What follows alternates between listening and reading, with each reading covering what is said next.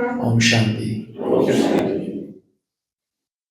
आप सभी के बीच आकर बहुत खुशी हो रही है कि अकोला में तो बहुत बार आना हुआ। दीदी हमेशा बुलाते रहते हैं, दीदी का विशेष स्नेह है और बहुत प्यार भी मिलता है दीदी से हमें हमेशा। बचपन से ही ज्ञान में है, तो सेवा के लिए भी बीच में आना होता है, लेकिन यहाँ फर्स्ट टाइम आना हो रहा है। तो आज खास करके 2 दिन की हमने तपस्या भट्टी रखी है। तो भट्टी अर्थात दीदी ने कहा ना, भट्टी अर्थात तपस्या, तपना। जैसे ईंट की भट्टी होती है ना, वहां भी तपते हैं। तो जो सॉफ्ट ईंट होती है, जो एकदम मऊ होते ना, मऊ मऊ मऊ असते, एकदम हार्ड होते, वो एकदम हार्ड बन जाती है। तो यहाँ क्या होना है, हमें बहुत स्ट्रांग बनना है। तो भट्टी अर्थात तपस्या, तपस्या अर्थात तप, तपना। तो यहाँ तो हम फिजिकली नहीं तपेंगे, लेकिन भट्टी अर्थात एकाग्रता। एकाग्रता हम बाद में देखने वाले हैं, इसके विस्तार भी। लेकिन भट्टी अर्थात एकदम एकाग्रचित होकर बैठना, और भट्टी अर्थात अंतर्मुक्ता।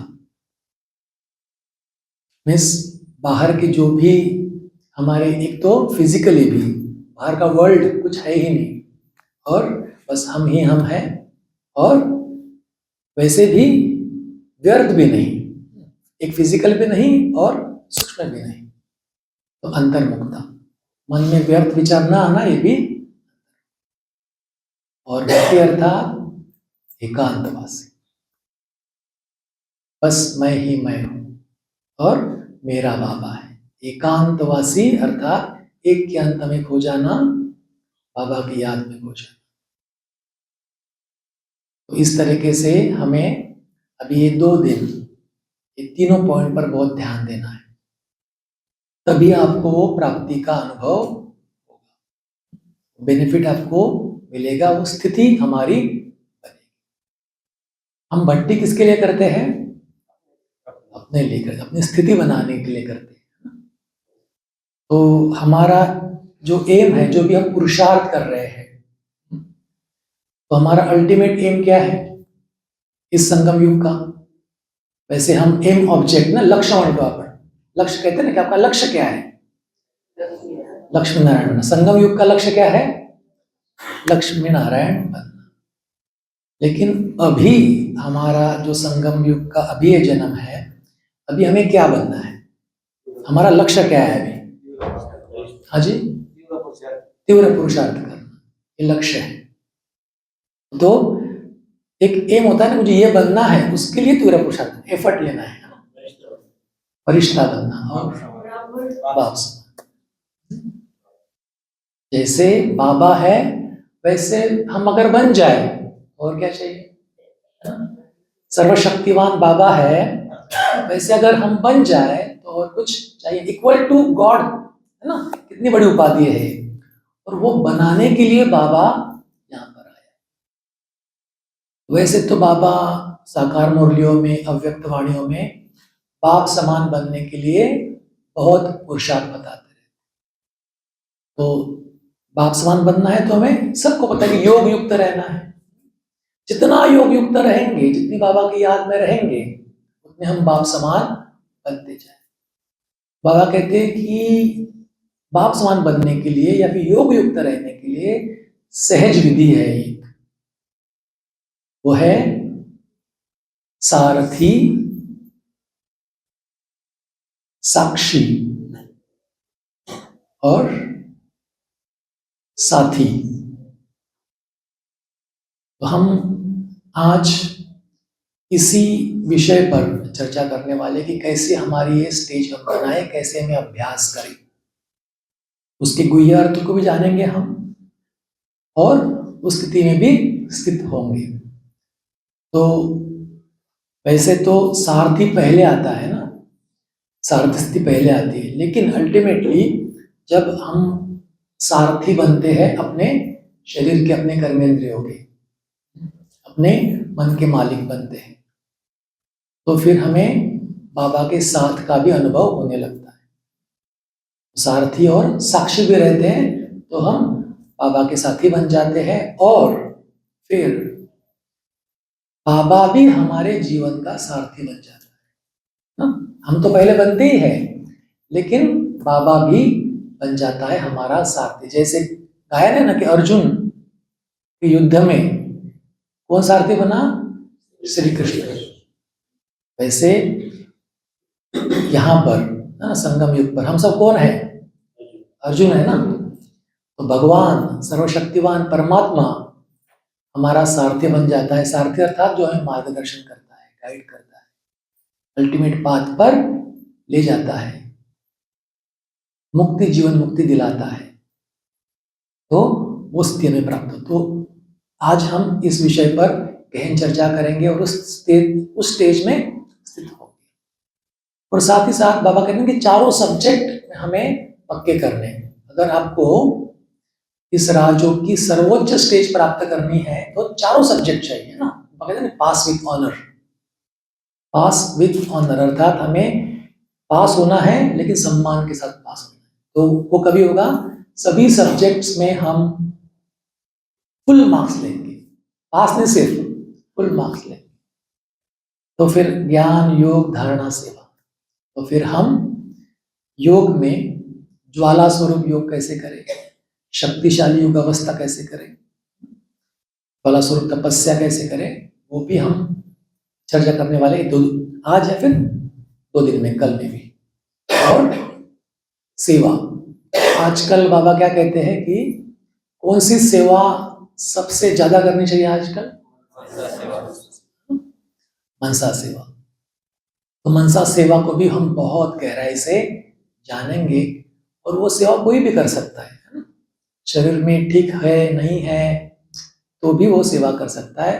तो वो कैसे करनी है, उससे प्राप्ति क्या है, और वो अगर हम सेवा करते हैं तो हमें अंत में क्या क्या प्राप्तियां होगी, क्या क्या रहस्य खुलेंगे, ये भी हमें बाबा ने बताया, वो भी हम चर्चा करें।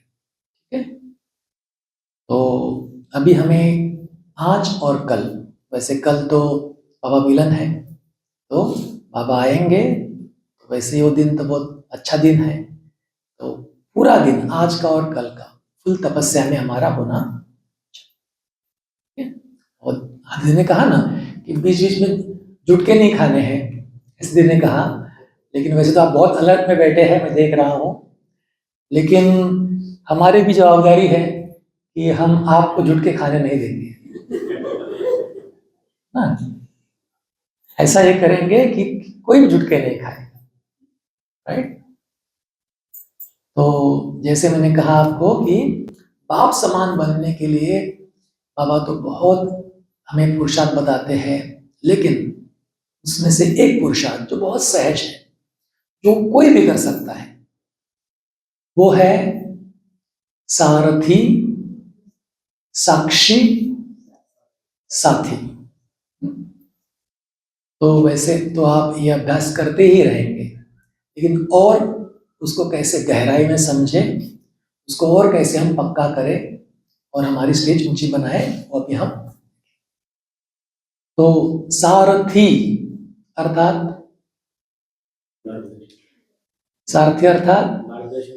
मार्गदर्शन करने वाला ना, रथ चलाने वाला उसको सारथी कहते हैं ना। तो बाबा क्या कहते हैं कि ये शरीर क्या है हमारा?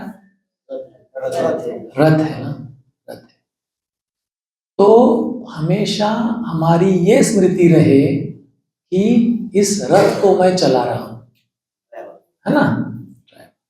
भाई आजकल का मॉडर्न ड्राइवर है, पहले घोड़ों का रथ था, तो वो चलाने वाला सारथी।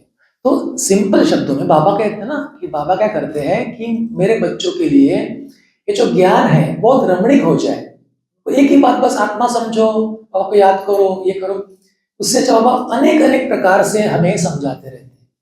तो अगर सिंपल शब्दों में कहें तो सारथी स्थिति अर्थात आत्म अभिमानी स्थिति। आत्मा अवेयरनेस, अर्थात कि मैं आत्मा हूं, इस शरीर को चला रहा हूं। भले ही मैं देह में हूं, शरीर में हूं, लेकिन मैं आत्मा हूं और इस शरीर को चला रहा हूं। तो वैसे हम दिन भर भी जब भी समय मिले हमें, या बीच बीच में, या फिर सदा ही, धीरे धीरे स्टेज हमारी बढ़ती जाएगी, लेकिन ये अभ्यास हमें करना है कि मैं इस शरीर का सारथी हूं, सारथी हूं, सभी कर्मेंद्रियों का मालिक हूं। जो कर्मेंद्रियों पे घोड़े हैं ना हमारे, उन कर्मेंद्रियों को कंट्रोल करने वाला मैं।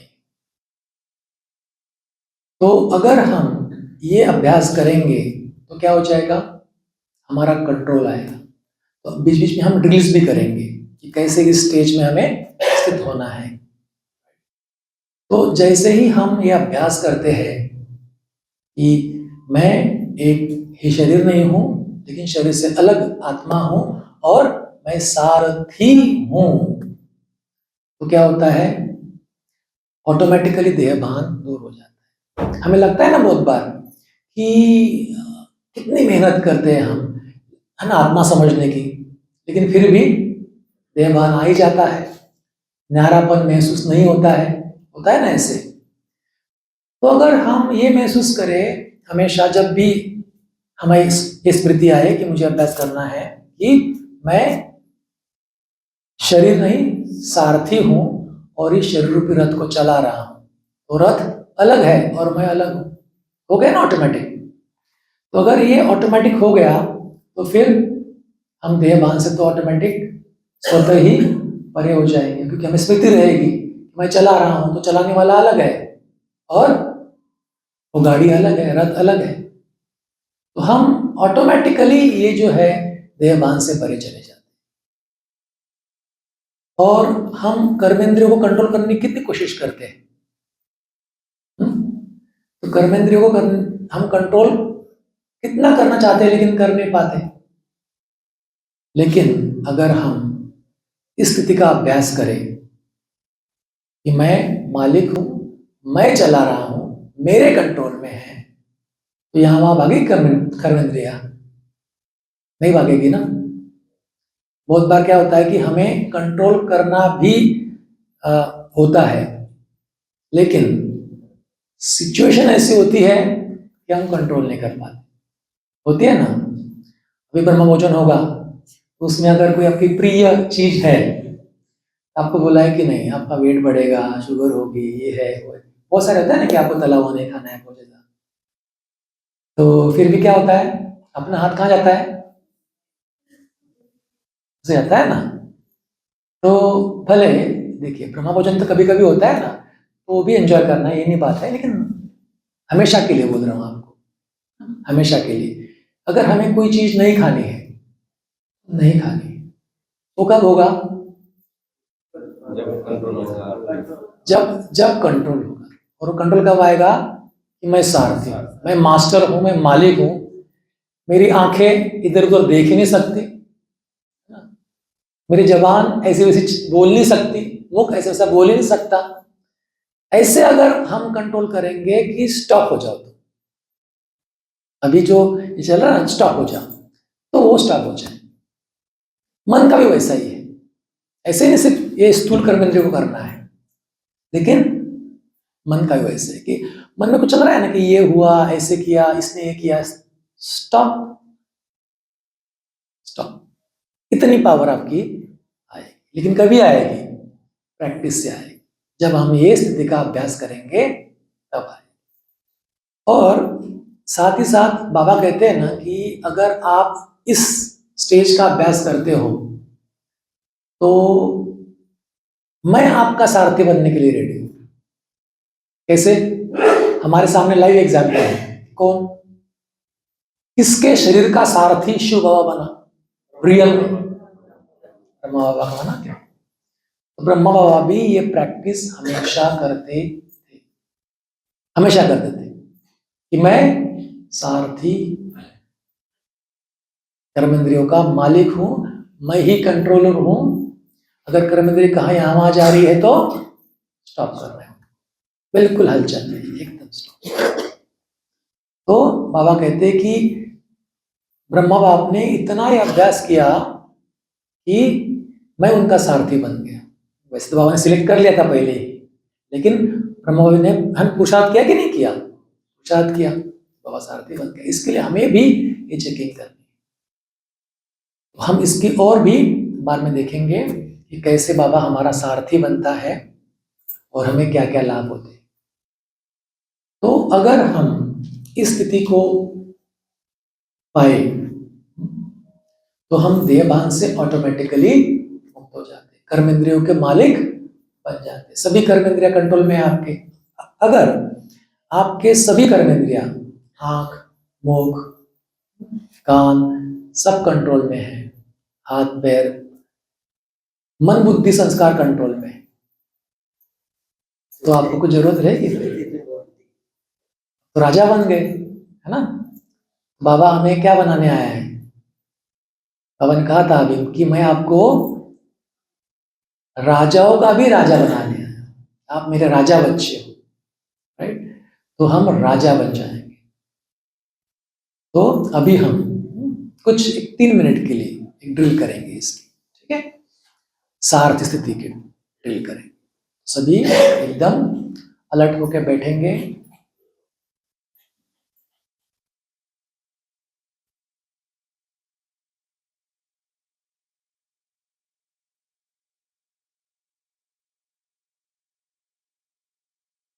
सभी बाह्य बातों, सभी बाहर की बातों को म्यूजिक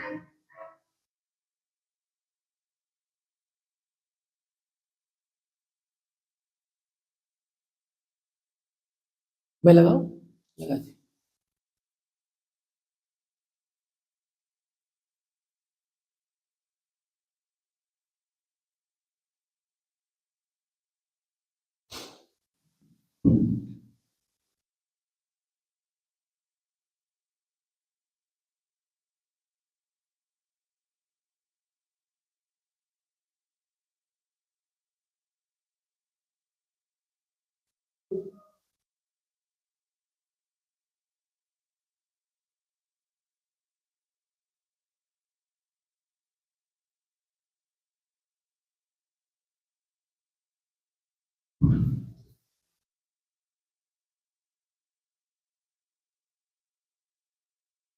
तो एकाग्र कर ले अपने मन को।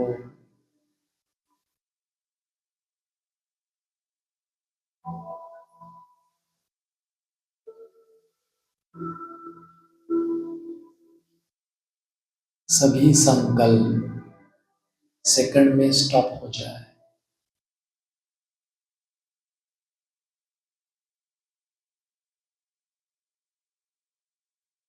अपने आप को देखे,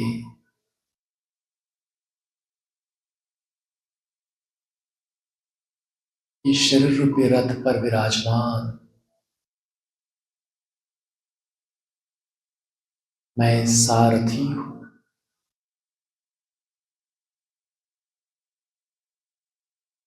शक्तिशाली आत्मा,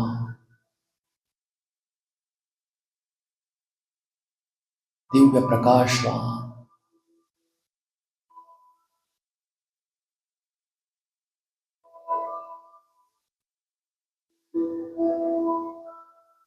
इस शरीर को चलाने वाला,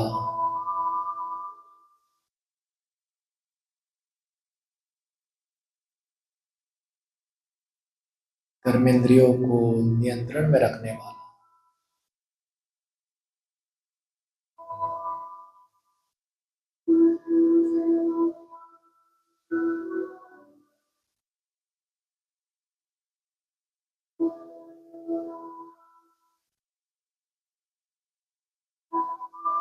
मैं निराकार प्रकाश स्वरूप आत्मा ही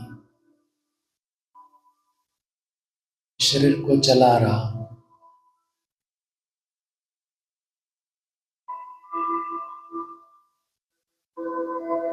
सभी कर्मेंद्रियों को कंट्रोल कर रहा हूं। अपने नियंत्रण में रख रहा हूं।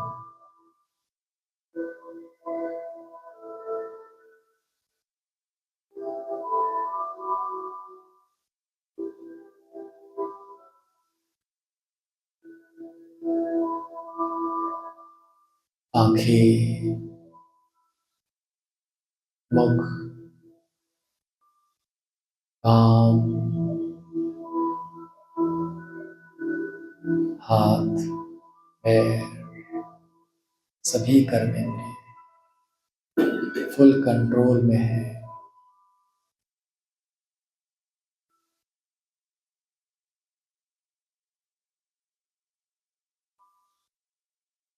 मन, बुद्धि, संस्कार भी मेरे कंट्रोल में है।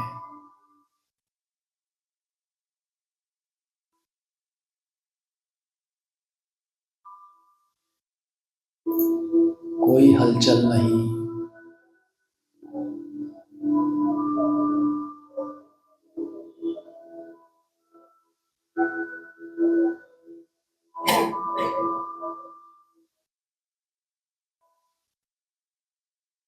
अब कुछ क्षण इसी स्मृति में रहे कि मैं आत्मा इस शरीर का सारथी हूं।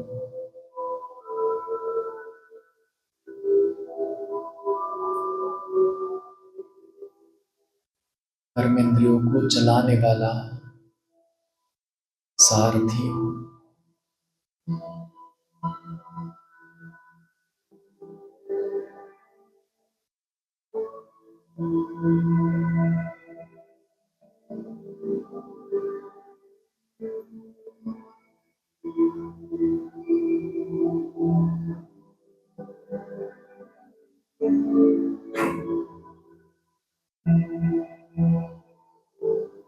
अब कर्म करते भी मुझे ही अभ्यास करना है।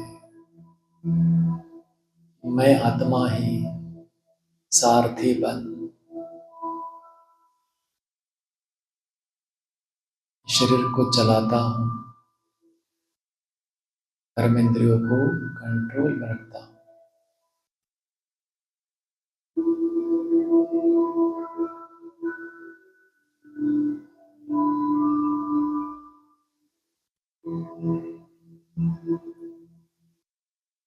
ओम शांति।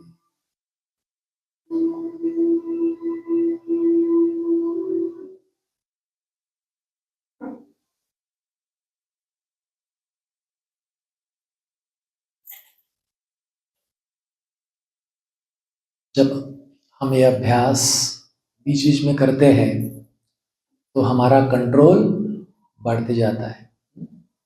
फिर जब आवश्यकता होती है तब वो कंट्रोल हम कर सकते हैं। अभी तो क्या है, हम सेंटर पर बैठे हैं, दीदी बाजू में हमारे बैठे हैं, तो अभी तो सब कुछ अच्छा है ना, कि मेरा मन भी एकदम कंट्रोल में है, मुख भी कंट्रोल में है, आंखें भी है।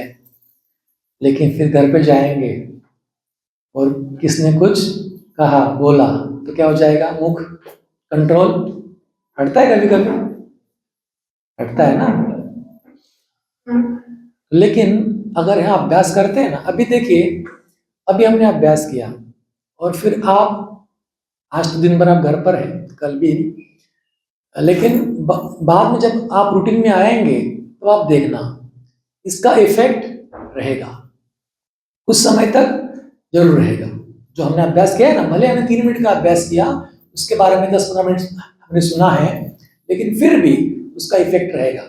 लेकिन धीरे धीरे धीरे धीरे, तो वो जो इफेक्ट है, वो जो प्रभाव है, वो हमेशा रहे, उसके लिए हमें क्या करना होगा, ये अभ्यास 1 मिनट के लिए करना है। बीच बीच में फुल कंट्रोल है मेरा, कोई कुछ भी बोले, मेरे मुख से ऐसी वैसी बातें आ ही नहीं सकती, पूरा कंट्रोल, मैं सारथी हूं उसका। ये घोड़ा यहाँ वहां भाग ही नहीं सकता है ना, मन का कहे, कर्मेंद्रियों का कहे, जा ही नहीं सकता। ये अभ्यास हमें करना है, तब फिर वो सारथी स्थिति हम प्राप्त कर सकें। और फिर है, बाबा कहते कि आपको साक्षी रहना है। साक्षी, वैसे बाबा बहुत बार इस वर्ड का यूज करते हैं, तो साक्षी दृष्टा, साक्षी दृष्टा अर्थात देखने वाला, देखने वाला लेकिन न्यारा होकर, लेकिन न्यारा होकर, मीन्स जो कुछ चल रहा है, शुरुआत होती है हमसे, हमारे कर्मेंद्रियों से, हमारे मन बुद्धि संस्कारों से, हमारे पार्ट से, जो हमें पार्ट मिला है, वहां से शुरुआत होती है। और फिर और औरों का पार्ट, अन्य आत्माओं का पार्ट, फिर सिचुएशन, परिस्थिति आती है, समस्या आती है, उनको देखने का अभ्यास, राइट। और फिर बाबा कहते हैं ना कि अंत में ऐसी परिस्थिति आएगी कि हाहाकार मच जाएगा, तब भी आपको वो देखने की शक्ति चाहिए। उसके लिए बाबा कहते हैं कि आपको इस साक्षी स्थिति का अभ्यास करना है, आपको साक्षी बनना है। तो सिंपल वर्ड में कहे ना तो एक इंग्लिश में वर्ड है डिटैच्ड ऑब्जर्वर, मीन्स जो कुछ चल रहा है उससे हम डिटैच्ड है, अर्थात अलग है, न्यारे है, मुझे कुछ पड़ी नहीं उसकी, जो कुछ चल रहा है ठीक है, मैं उससे अलिप्त हूं, ये वो अभ्यास है। फॉर एग्जाम्पल, आप अभी आ रहे थे, आपको क्लास के लिए आना था और टाइम भी हो चुका था, टाइम भी, और आपने देखा कि बाहर कुछ गड़बड़ चल रही है, दो लोग कुछ झगड़ रहे हैं फॉर रास्ते, तो आप क्या करते हैं? देख के चले आते हैं, देख के चले आते हैं। हम क्या वो जो झगड़ा कर रहे हैं उसमें कुछ हम पार्ट लेते हैं, उनको रोकते हैं? कुछ भी नहीं करते, बस देखते देखते। ये है साक्षी दृष्टा, कि हमारे जीवन में जो कुछ हो रहा है, फिर हमारे पार्ट, अभी हम देखेंगे डिटेल में उसको कि कैसे करना है, कि हमारे पार्ट में जो भी हमें जो पार्ट मिला है मुझे आत्मा का, उसमें सेकेंडली हम जिनके साथ में रहते हैं, लौकिक अलौकिक परिवार वाली आत्मा है, हर एक के संस्कार अलग है, व्यवहार अलग है। अगर हम हर एक की बातों को पकड़ के रखे, हर एक के संस्कारों को पकड़ के रखे, व्यवहार को पकड़ के रखे, तो क्या यहाँ शांत हम रह सकते हैं? इसके लिए अभ्यास जरूरी है कि अन्य आत्माओं का पार्ट, और फिर परिस्थितियां, सिचुएशन, सब कुछ अच्छा चल रहा है हमारा, बहुत अच्छे, बहुत खुश है हम, बहुत शांत रहते हैं हम, लेकिन अचानक ऐसा कुछ हो गया कि हमारी स्थिति हिल गई, डाउन हो गए हम बहुत, एक तो बहुत क्रोध में आ गए, या फिर बहुत टेंशन में आ गए, मन बहुत विचलित होने लगा, और दिक्कत करने लगे, अचानक हो गया, तो उस समय भी हमें साक्षी होना आना चाहिए। तो साक्षी स्थिति अर्थात कि हम सब कुछ देख रहे हैं, लेकिन हम उसमें इन्वॉल्व नहीं है, इन्वॉल्व नहीं है अर्थात हम उसमें अपना भाग घेत नहीं है ना, उसमें हम कुछ पार्ट ही नहीं ले रहे हम ऐसा, तो हम डिटैच है उससे, या फिर कहे सिंपल वर्ड में तो नो रिएक्शन। नो रिएक्शन क्या होता है? इसने कुछ कहा, यहां से कुछ रिएक्शन आती है कि मैं भी कुछ बोलूं उसको, उसने ये किया, उसने ये कहा, तुरंत रिएक्शन आ जाती है। तो जो कुछ हो रहा है, कोई कुछ भी कर रहा है, फिर भी हमसे कोई भी रिएक्शन ना हो, हम शांत रहे, स्थिर रहे, बस देखते रहे और वहां से बुद्धि से हट जाए, इसको कहते हैं हम साक्षी स्थिति। तो यह स्थिति अगर हम प्राप्त कर ले तो हम शांत भी रहेंगे, स्थिर भी रहेंगे, और बाप समान भी बनेंगे। क्यों? सबसे बड़ा साक्षी कौन है? मानते हैं ना आप बात? कैसे साक्षी हो? बाबा साक्षी कैसे है? सबसे बड़ा साक्षी है। हम जो भी करते हैं देखते हैं। हाँ, हमारे कर्मों में वो इन्वॉल्व नहीं होते। क्या करते हैं? सिर्फ हमें गाइड करते हैं। गाइड करते हैं ना कि आपको ये करना है, आपको कटु वचन नहीं बोलने हैं, दुख देने वाले वचन नहीं बोलने हैं, जो विकर्म नहीं करने हैं। उसके लिए बहुत हमें बाबा बताते हैं, मार्गदर्शन करते हैं, गाइडेंस करते हैं, श्रीमत देते हैं। लेकिन अगर फिर भी अगर बच्चा मान ही नहीं रहा है तो क्या करते बाबा फिर? उसका पार्ट मैं वहां बैठा हूं, वो बच्चा जाने, उसका पार्ट जाने, उसका ड्रामा जाने, राइट? बाबा किसी भी कर्मों में इंटरफेयर नहीं करता है। इसके लिए अगर हम भी, हाँ जी, मदद करता है, राइट? लेकिन वो कब करता है? अगर हम हाथ बढ़ाएंगे तो मदद कर, अगर हमने हमारे हाथ खींच लिए हैं तो वो तो चाह कर भी नहीं कर पाएगा ना एक्चुअली बाबा। तो कि बच्चे की बुद्धि की लिंक ही नहीं है मेरे साथ में, तो बाबा क्या मदद करेगा हमें ना? उसके लिए भी हमें ही शुरुआत करनी होती है। वो हमारा कर्म है, हमारे संकल्प है, हमारे एफर्ट है। अगर हम ही एफर्ट ना करें तो वो नहीं करेगा, वो शांत होकर बैठेगा, है ना? वैसे आपने देखा होगा कि मधुबन में हम जब जाते हैं, पांडव वन में कौन कौन गया है? सभी गए, ऑलमोस्ट सभी गए पांडव वन। पांडव वन में एंट्री करते ही जो पांडव वन का आंगन देखा है ना? अंदर जाते तो कैसे लगता है? एकदम हमारे घर में आ गए। जैसे सामने आते हैं तो बाबा का ऐसा हाथ है, आ जाओ बच्चे, आओ बच्चे, है? ठीक है, तो कैसे लगता है कि हम बाबा के पास मेरे बाप है ना? फिर राइट साइड में हिस्ट्री हॉल है, बराबर? हिस्ट्री हॉल, छोटा हॉल बोलते हैं उसको। और लेफ्ट साइड में कौन सा हॉल है? Meditation hall. बीच में बाबा हाथ फैला के खड़ा है, और राइट में हिस्ट्री हॉल है। तो हिस्ट्री हॉल में आपने नोट किया है कभी तो बाबा कैसा है? बाबा देखा है? दादी प्रकाश मणि जी हमेशा बोलती थी, ये बात याद, बचपन से ही हम देख रहे हैं। वहां पर बाबा ऐसे बैठे, ऐसे हाथ है, ठीक है? तो पहले तो ऐसे थे, फिर ऐसे हो गए। तो ऐसे मीन्स क्या?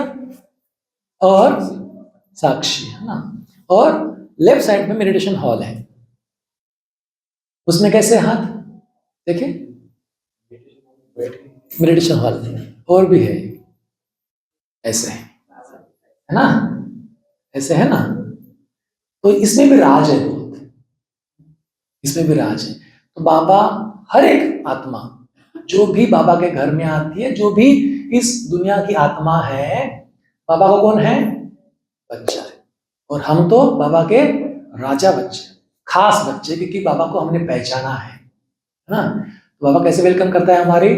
आओ बच्चे, है ना? सब कुछ। वहां पर कुछ तकलीफ होती है हमें? समय पर खाना पीना, चाय आदि, योग, सब कुछ कैसा है? टाइम पर। माताओं को तो बहुत खुशी होती है वहां जाते हैं, होती है ना? बहुत खुशी होती है, घर का कुछ भी ये नहीं करना है, बाबा बराबर समय पर चाय का प्याला दे देता है, होता है ना? खाना भी बराबर समय पर मिल जाता है। घर पर उतना नहीं खाएंगे, लेकिन उतना वहां पे हम खा सकते हैं, बराबर के नहीं? 2-3 समय की चाय है, नाश्ता है। तो बाबा कहते कि आओ बच्चे, ये घर तुम्हारा है, मैं तुम्हारा हूं, ठीक है? और फिर अगर कुछ बच्चे के इसमें जीवन में कुछ भी हो जाता है, आवश्यकता पड़ती है बच्चे को किसी की भी बाबा की मदद की, ठीक है? कि कुछ हो गया, कुछ समस्या आ गई, तो बाबा का कैसे, बाबा का हाथ है ना ऐसे, अर्थात I am your obedient servant, बाबा कहते हैं। बाबा तो वैसे निराकार है, लेकिन सर्वेंट बोलते हैं, बाबा खुद बोलता है वैसे, सेवाधारी, है ना? कि मैं हाजिर हूं, तुम बोलो, मैं हाजिर हूं, मैं बंधा हुआ हूं तुम्हें, तुम्हारी हेल्प करने के लिए, राइट? तो लेकिन कब? जब बच्चा श्रीमत पर चलेगा, मुझे बुलाएगा, तब मन से बुलाएगा ना, बाबा आ जाओ, आप मेरे साथ हो, तभी मैं हाजिर हूं। बिल्कुल जो जो आप चाहे वो मैं करने के लिए। आपने भी अनुभव किया होगा ना कि जब भी हम बाबा को बुलाते हैं, जरूर बाबा हाजिर होता है, आपको बिल्कुल वो हेल्प करेगा। तो बाबा बैठा है। और कोई कोई बच्चे ऐसे होते हैं, कितना भी बोले बाबा बैठा है ऐसे कि मैं हाजिर हूं, लेकिन देख भी नहीं बाबा की तरफ, बुद्धि द्वारा, मन द्वारा, आंखों द्वारा बाबा की तरफ देख ही नहीं रहा है, अर्थात श्रीमत का भी पालन नहीं कर रहा है। बाबा श्रीमत दे रहे, उसका उल्लंघन कर रहा है, अपने हिसाब से चल रहा है, राइट। तब और फिर तकलीफ तो हो रही है बच्चे को, क्योंकि वो कर्म ही ऐसे कर रहा है, संकल्प ही ऐसे कर रहा है। तो बाबा को पता है कि ये जो कर्मों का फल है ये तो ठीक होने वाला नहीं है, लेकिन बच्चा मुझे बुला ही नहीं रहा है, मुझे याद ही नहीं कर रहा है। बाबा क्या हो जाएगा फिर? साक्षी हो जाएगा, ऐसे हाथ खड़े, देखूं मैं कब तक चलता है, कब तक ये गाड़ी चलती है ऐसे ही, क्योंकि आना तो मेरे पास है ही वापस, है ना। तो लेकिन बाबा उस समय साक्षी हो जाता है, वो देखता है बस कि मेरा बच्चा कैसा पार्ट प्ले कर रहा है। वैसे बाबा को तो पता है कि बाबा का पार्ट क्या है, बच्चों का पार्ट क्या है, लेकिन बाबा देखता है साक्षी होकर। तो ये बाबा के तीनों रूप जो है ना, वो हमें बहुत कुछ सिखाते हैं कि हमें ज्ञान मार्ग में कैसे चलना है, राइट। तो सबसे बड़ा साक्षी भी बाबा है, सबसे बड़ा मददगार भी बाबा है, सबसे बड़ा प्यार का सागर ही है बाबा, तो है ना, प्यार देने वाला भी बाबा ही है। तो बाबा तो है ही, तो वैसे हमें भी साक्षी बनना है। तो साक्षी कैसे बनेंगे? तो अपने आप की ओर, अपना जो पार्ट है, अपना मुझ आत्मा का जो भी पार्ट है, उसको हमें साक्षी होकर देखना। बहुत बार क्या होता है ना कि हम कुछ होता है ना हमारे साथ में, हम कहते हैं कि मेरे साथ क्यों हुआ, मैं तो इतने साल से ज्ञान में हूं, लेकिन ऐसे कैसे हो गया मेरे साथ। होता है ऐसे, कभी कभी होता है ना। अभी मैं एक बार एक जगह भट्टी कराने गए थे हम, तो वहां पर एक माता मिली, तो वो 25 साल के ऊपर से ज्ञान में है, लेकिन उसके बच्चे को ऐसी बीमारी हो गई कि वो ठीक ही नहीं हुई, वो कोमा में ही है। तो वो वो मुझे कहने लगी कि आप डॉक्टर हैं, आपको तो पता होगा कि कैसे रिकवरी होगा, क्या होगा, और आप तो डबल डॉक्टर हो, बोले आप तो मुझे ये भी बता सकते हो कि इस तरीके से कैसे ठीक करे उसे। मैंने सारे उसके रिपोर्ट्स देखे, लेकिन देखिए हर आत्मा के कर्म होते हैं कि नहीं होते, अपने कर्म होते हैं, तो हमें उसका तो अकाउंट हिसाब किताब तो होता ही है। मैंने उसको रिपोर्ट देखे और मेडिकल नॉलेज समझाया कि ये ऐसी स्टेज है कि ये रिकवरेबल। अभी आप ऐसे सोचो कि इस आत्मा के जीवन में जो बेस्ट पार्ट होगा वो होना चाहिए, जो भी हो फिर, लेकिन वो माता बिल्कुल मानने को तैयार नहीं। मुझे क्या लगा, बहुत पुरानी माता है, उसको समझ में आएगी बात, लेकिन वो कहने लगी ऐसे कैसे, मैं बाबा का इतने साल से करती हूँ, इसके लिए करती हूँ क्या, यहाँ तक मुझे बोलती है। तो फिर हम क्या हो गए, ट्रैफिक अंदर।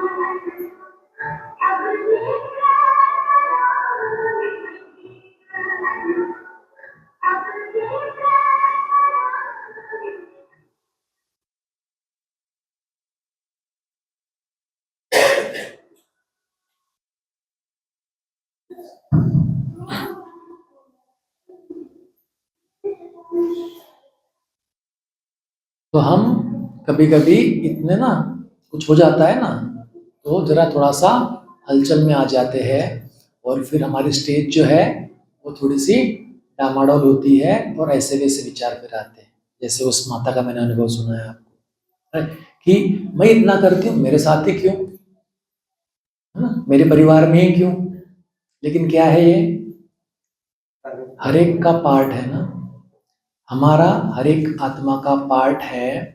तो जो अपने कंट्रोल में नहीं है, जिन बातों पर अपना कंट्रोल नहीं है, नियंत्रण नहीं है, उसके प्रति हमें साक्षी भाव रखना है। हम वैसे भी कुछ कर नहीं पाते उसके लिए, राइट। तो हमें साक्षी भाव धारण करना है, अपने पार्ट को हमें साक्षी होकर देखना है, क्योंकि ये मेरे कंट्रोल में नहीं है। तो जो चल रहा है बस उसको ऑब्जर्व करना है, उसको बस हमें देखना है बस उसको। और धीरे धीरे धीरे धीरे फिर बाबा की मदद से तो हम बाहर आ ही जाते हैं उसके, राइट। लेकिन हमारा पार्ट है, उस आत्मा का पार्ट है, हर एक का पार्ट है, राइट।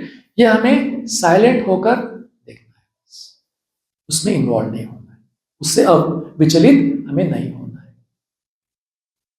वैसे ही हमारे जो कर्मेंद्रिय है या फिर हमारे मन बुद्धि संस्कार है, उनको भी हमें साक्षी होकर देखने की प्रैक्टिस रहनी चाहिए।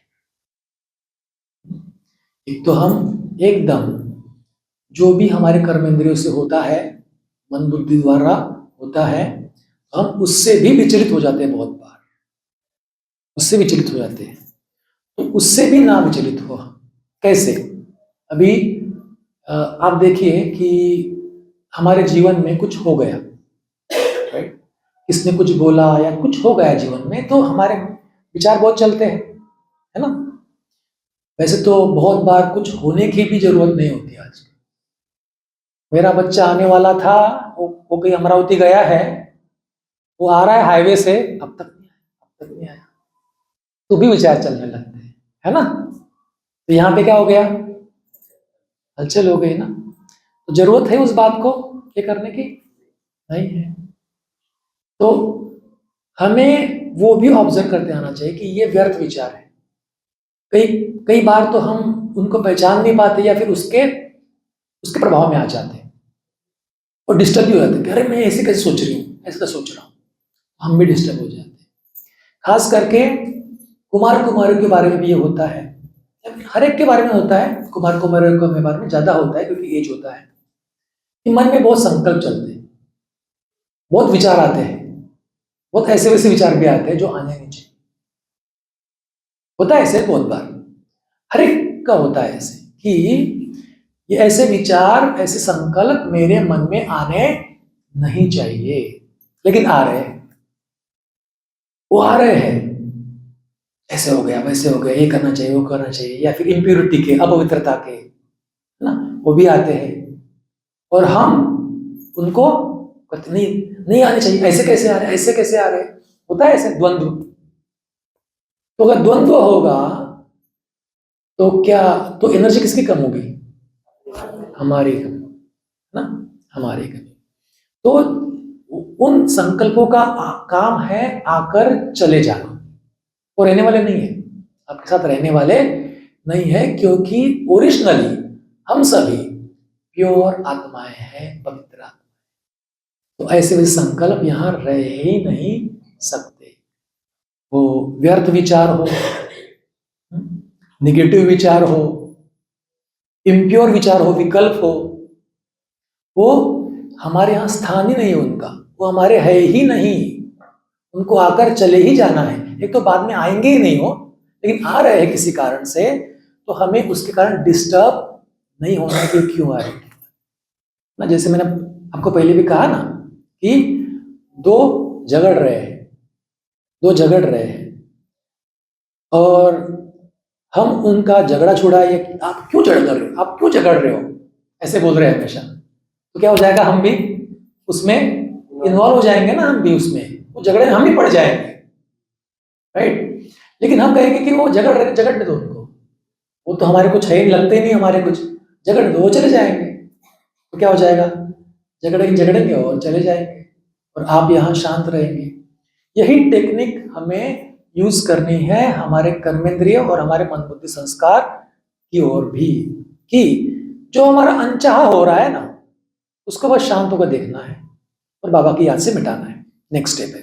लेकिन शांत होकर देखना है कि आके चले जाने, मुझे उसमें इन्वॉल्व नहीं हो रहा है। हाँ, वहां घमासान चल रहा है मन में, लेकिन मैं अलिप्त हूं, मैं साक्षी दृष्टा हूं, मैं बस देख रहा हूं, ये मेरे विचार है ही नहीं, क्योंकि मैं तो महान आत्मा हूं, मैं तो महान आत्मा हूं।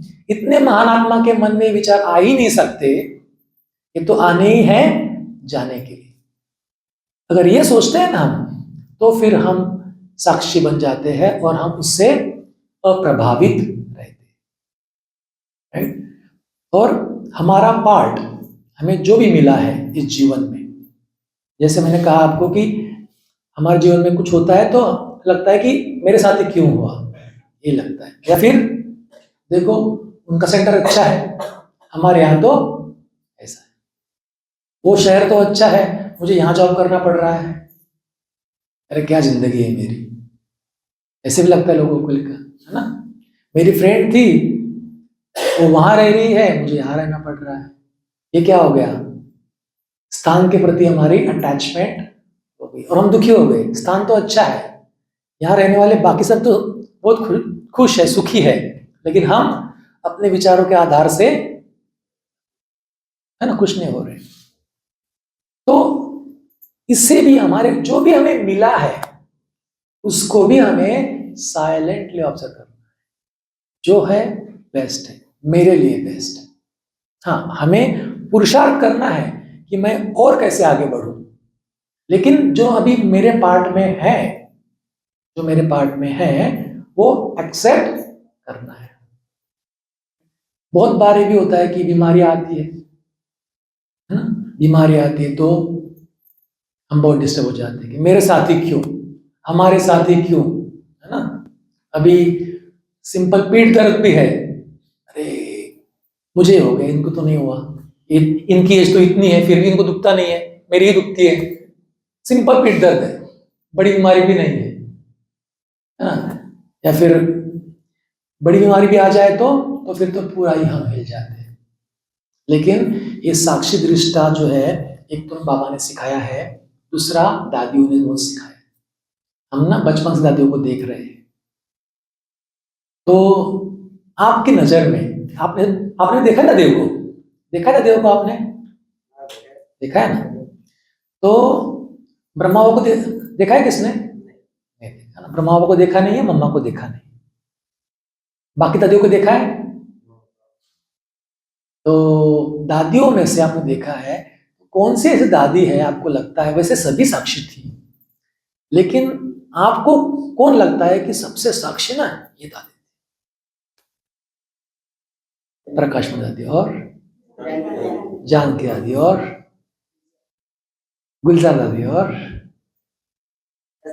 रतन दादी, है ना। चार तो यहाँ पे मेजर हो गए, बाकी तो बहुत सारी दादियां थी, लेकिन ये सभी दादियां बहुत साक्षी, इसके लिए बहुत शांत थी, खुश थी, है ना, हमेशा चेहरे पे खुशी थी।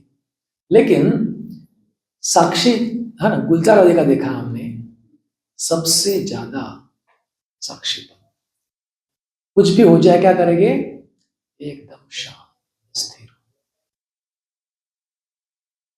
तो दादी को तो कितनी बड़ी बीमारी हुई थी, हम क्या कहते हैं ना कि हमें ही बीमारी हो गई, मुझे ही होना था, हमारी फैमिली में होनी थी, ऐसा हो गया था कि नहीं, वो बहुत डिस्टर्ब हो जाते हैं।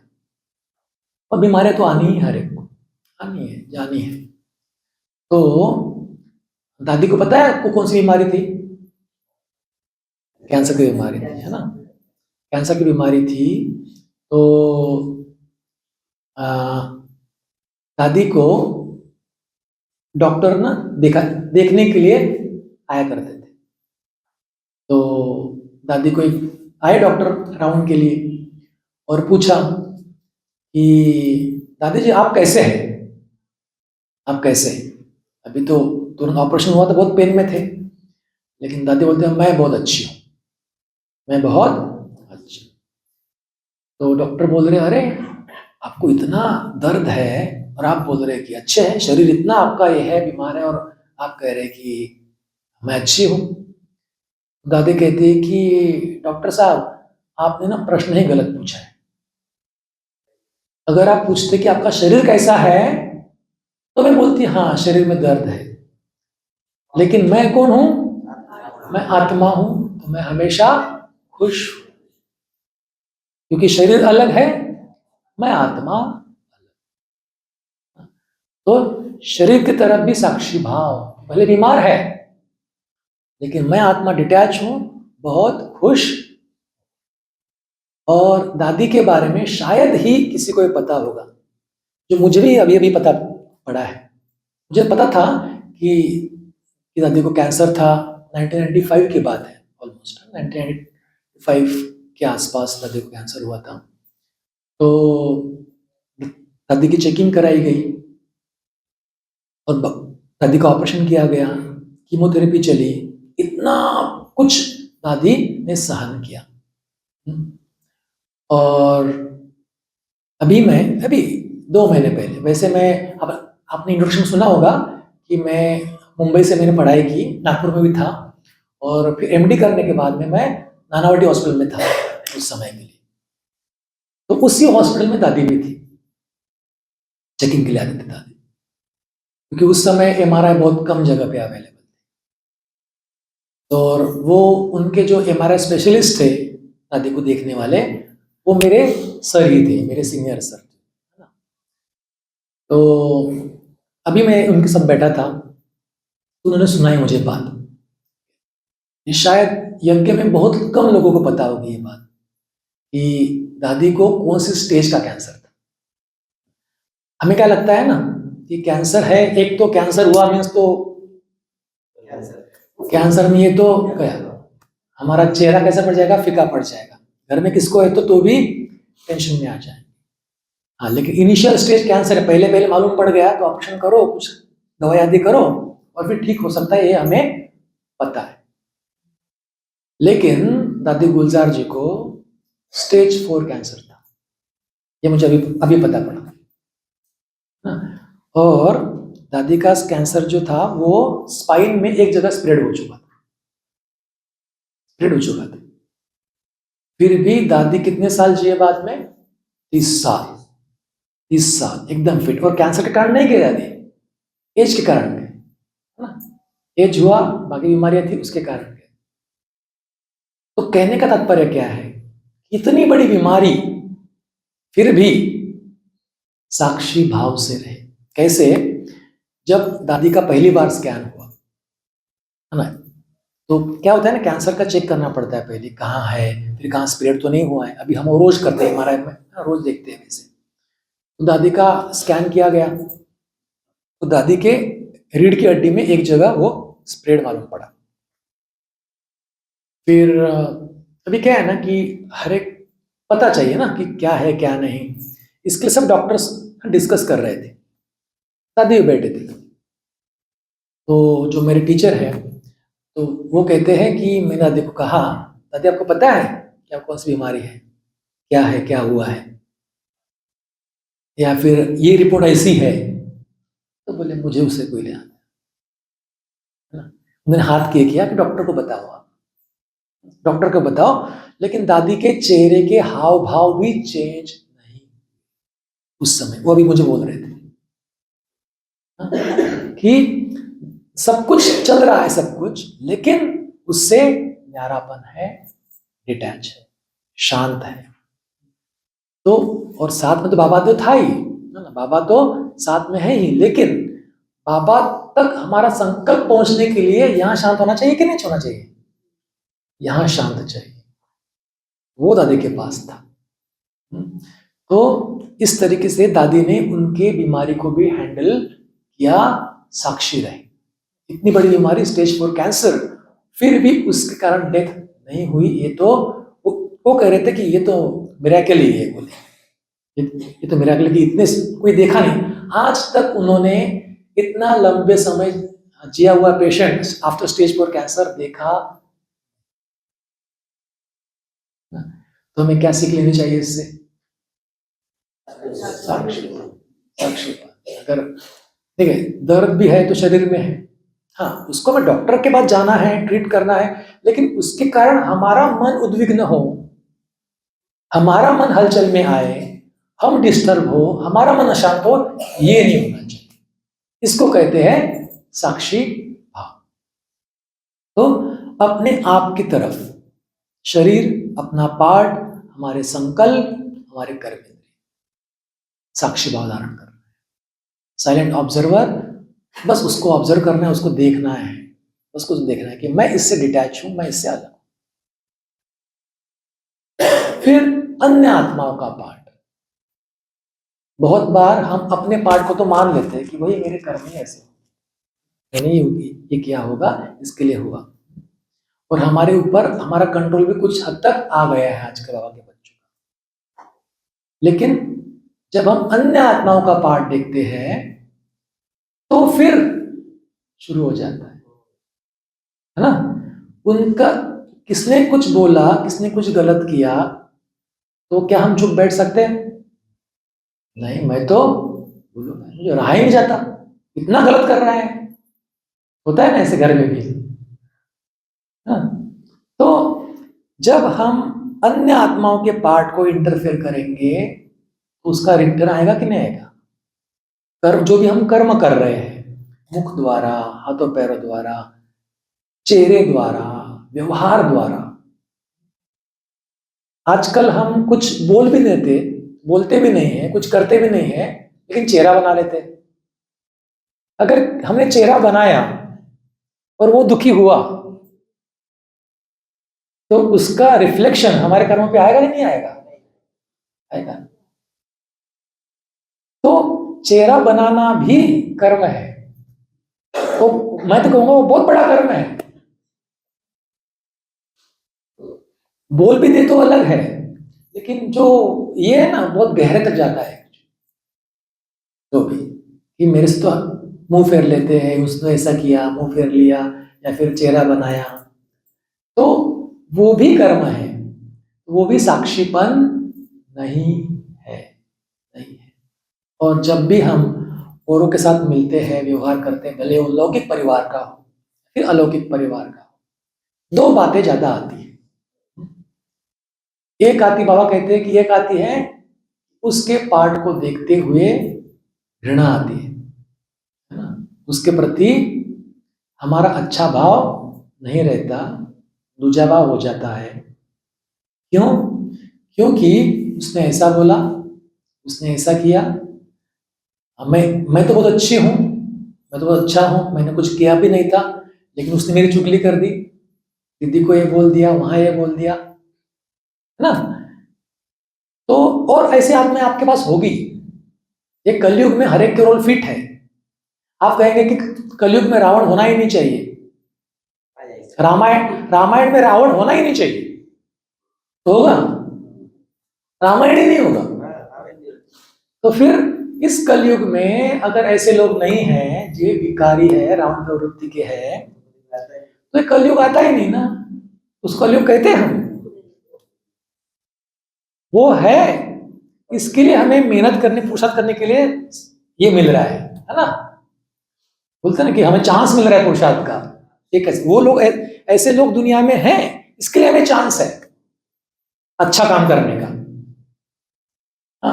अगर सभी अच्छे होते तो फिर बाबा के बच्चे सबके भीड़ के बीच में उठकर दिखते ही नहीं थे। फिर सभी अच्छे, तो बाबा के बच्चों में भी अभी संस्कार तो पूरे अच्छे नहीं हुए हैं, पुरुषार्थी है। तो इसके लिए कोई कुछ भी करे, हमें उस आत्मा के पार्ट में इंटरफेयर नहीं करना है, नहीं करना है। हाँ, हम उसे गाइड कर सकते हैं, बाबा के ज्ञान के आधार से हम उसे समझा सकते हैं, लेकिन उस समय नहीं। जब जब वो कुछ कर रहा है तब उसका जो है ना, कहते हैं कि धरनी एक्सेप्ट नहीं करती है। कितना भी बीज डालो ज्ञान का, अच्छी बातों का, वो उसकी मन की धरनी उस बीज को फलीभूत नहीं होने देंगे। इसके लिए हमें उस समय नहीं कुछ करना है, बाद में जब मामला शांत हो जाएगा तब हम किसी न किसी माध्यम से उसे हम समझा सकते। लेकिन अगर किसके संस्कार अच्छे नहीं हैं, बाबा ने तो बीच में कहा था अभी कि रावण से भी तेज हो। रावण से तेज तो कोई हो नहीं सकता, क्योंकि रावण तो काम, क्रोध, लोभ, मोह, अहंकार का है ना, सभी भरे हुए हैं। लेकिन बाबा कहते हैं कि रावण से भी तेज हो, ऐसी भी आत्मा हो, तो भी उस आत्मा के प्रति आपकी अशुभ भावना नहीं होनी चाहिए। आपकी शुभ भावना ही होनी चाहिए, साक्षी भाव ही होना चाहिए, भले वो रावण से भी तेज क्यों ना हो। ये बाबा के महावाक्य। इसके लिए वो तो ऐसा है, वो तो ऐसा ही करता है, उससे थोड़ा सा रिश्ता ही कर देना, ये सब बातें जो है ना, ये बाबा के बच्चे के लिए नहीं है। तो किसी के भी लिए हमारे प्रति घृणा भाव ना हो, कोई कैसा भी हो, लौकिक परिवार में हो, अलौकिक परिवार। और उससे भी बड़ी बात, यहां तक भी हम अच्छे हो जाते हैं, हाँ बाबा ने बोला है शुभकामना शुभकामना हो जाता है। फिर आती है ना कि बात कि जब कोई किसका अच्छा हो रहा है,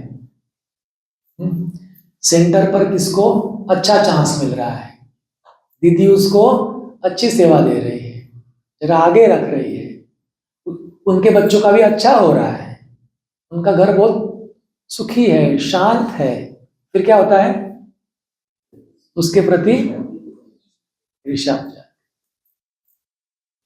कोई कितना भी कहीं नहीं होती है, लेकिन कलयुग का ये गुण जो है ब्राह्मणों के लिए बहुत तकलीफ देता है। एक्चुअली ब्राह्मणों को तुरंत मन में भाव आता है, और देखो उसको तो आगे कर दिया, उसको चांस दिया, उसको ये किया, उसको वो किया,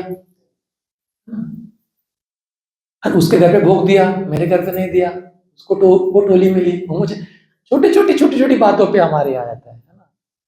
तो ये बातें रहेंगे तो ये यहाँ कैसे शांत रहेंगे, फिर ये शांत नहीं करते बाबा की याद कैसे करेंगे। इसके लिए बाबा कहते हैं कि आपको हर एक के प्रति साक्षी भाव धारण कर लो, ना घृणा ना ईर्ष्या, सभी मेरे हैं, सब मेरे हैं। तो इसके लिए हमें अन्य आत्माओं के पार्ट के प्रति भी साक्षी भाव धारण करना है।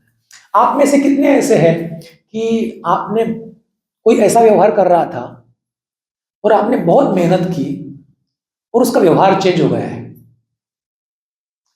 कोई गलत व्यवहार करता है, वो घर में हो, कहां पर भी हो, हमेशा आपको चुभने वाली बातें करता है, आप जो कहे वो मानता नहीं है,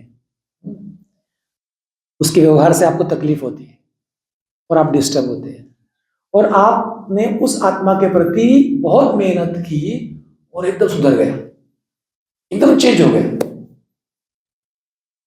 है कोई एग्जांपल? ऐसा था, एकदम गिरा हुआ था और एकदम परिवर्तन हो गया, है कोई? इसका मतलब क्या है फिर?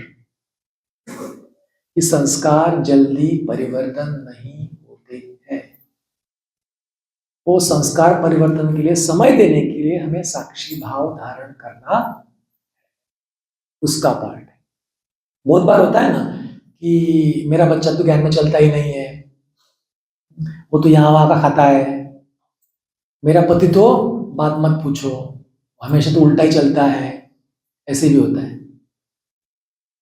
तो फिर हमारा उनके प्रति भी थोड़ा सा ये हो जाता है कि नहीं ऐसा है, तो हम क्या कर रहे हैं, उनके पार्ट में इन्वॉल्व हो रहे हैं, उनके पार्ट में। तो सबसे पहला टेक्निक है कि आप उनसे डिटैच हो जाओ। वो मेरा है, मेरा बच्चा, मेरा पति, मेरी युगल, मेरी मेरी मेरी क्या हो गया, अटैचमेंट हो गई, अटैचमेंट हो गई। और जहां अटैचमेंट है वहां न्यारापन फिर हो ही नहीं सकता है, साक्षी भाव हो नहीं सकता है। इसके लिए बाबा कहते हैं कि आपको उससे डिटैच, तो किसी भी आत्मा के पार्ट में भी फंसना नहीं। और फिर जो भी सिचुएशन हमारे जीवन में आते हैं, समस्याएं आती है, परिस्थितियां आती है, उसमें भी हम हलचल में आ जाते हैं, हलचल में आते हैं। ऐसे कैसे हो गया, सब तो अच्छा किया था, ये तो किया था, तो हर एक केस में आते हैं, आप कितना भी कर लो। आप इस कलयुग में कितना भी परफेक्टली चलने की कोशिश करो या चलो, कितना भी, शरीर का आप सारे टेस्ट कर लो, खान पान का पूरा फॉलो करो, सब कुछ एक करो, लेकिन बीमारी आएगी ही नहीं, ये गारंटी को दे सकता है? कम आएगी, वॉच, वो श्योर बात है, क्यों कम आएगी, आएगी ही नहीं, हो ही नहीं सकता, है ना? तो सिचुएशन तो जीवन में आने ही वाली है, बाबा के बच्चे हो या बाहर के वाले, आने ही वाले। लेकिन यहाँ क्या है, बाबा ने हमें यहाँ अस्त्र शस्त्र दिए हुए हैं, तो सिचुएशन को हमें कैसे हैंडल करना है। तो बाबा कहते हैं इस ड्रामा को भी आपको साक्षी होकर देखना। अभी आपने सभी ने पहले जीवन में कुछ ना कुछ पिक्चर देखा होगा, मूवी देखी है, देखते ना टॉकीज में, अभी आजकल तो घर नहीं, मोबाइल में भी देखते हैं आजकल, तो आपने देखी होगी मूवी, तो आपने एक बार देख ली और आपका दोस्त आपको लेके गया वापस, चलो एक बार और देखते हैं, है ना? तो पैसे देकर आप कितने बार जाएंगे? जाएंगे दोबारा?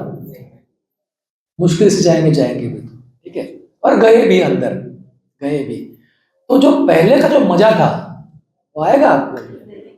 नहीं है, पता है यार इस तो होने वाला है, तो मैं देख लेता पहले ही होने वाला है, तुम खाली गुट लेके आए, बोलेंगे नहीं बोलेंगे? तो दो बार में ऐसा हो गया, एक बार देख ली, दोबारा देखने में हमें सब कुछ पता है, ये होने वाला, वो होने वाला, मजा भी नहीं आ रहा है, नहीं आ रही है ना, तो कुछ ये नहीं होता है। और यहां बाबा बोलता है कि ये ड्रामा अनादि है, कितनी बार रिपीट हुआ है, कितनी बार रिपीट हुआ है हमें पता ही नहीं है, चलता ही है, चलता ही है, फिर भी हम क्या करते हैं, ऐसे कैसे हो गया, होता है ना, ऐसे कैसे, क्यों? ड्रामा की तरफ हम साक्षी नहीं है, ड्रामा की नॉलेज हम भूल गए।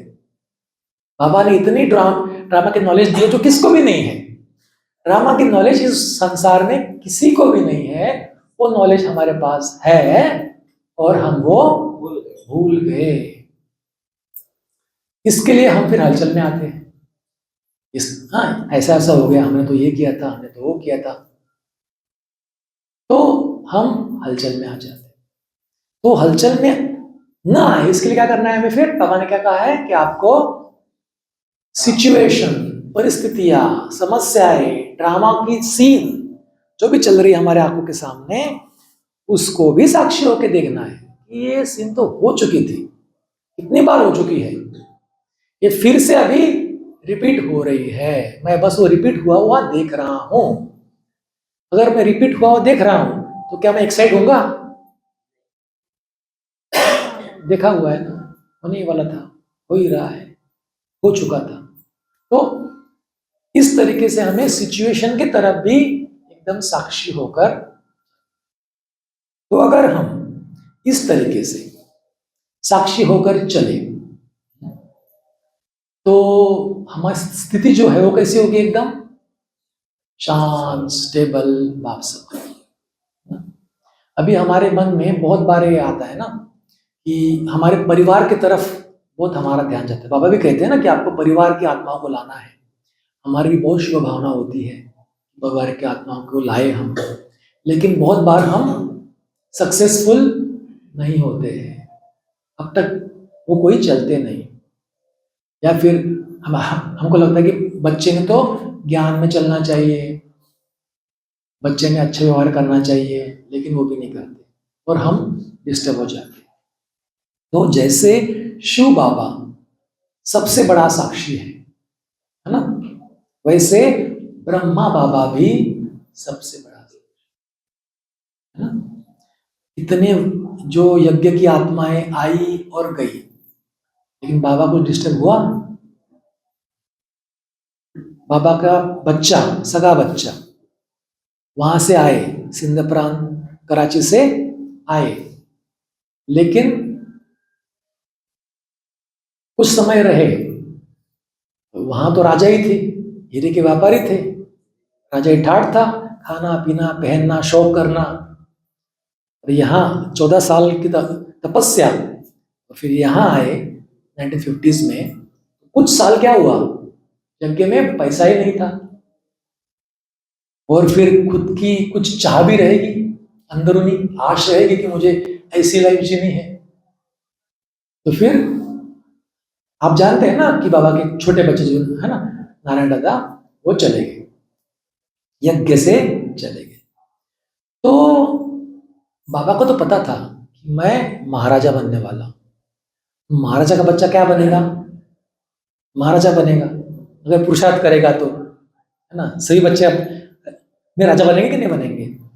तो उनको पता है कि इसकी राजाई जा रही है ना, ये इतना बड़ा भाग्य जो मिला है वो खो रहा है, लेकिन कुछ किया, साक्षी हो गया हमसे, जाता है, कोई हर्जा नहीं, मेरे जो रिश्तेदार है उसका संगोपन कर लेंगे, वो देख लेंगे, मैंने मेरा जीवन बाबा को दिया है, मुझे कुछ भी उसमें ये नहीं करना है।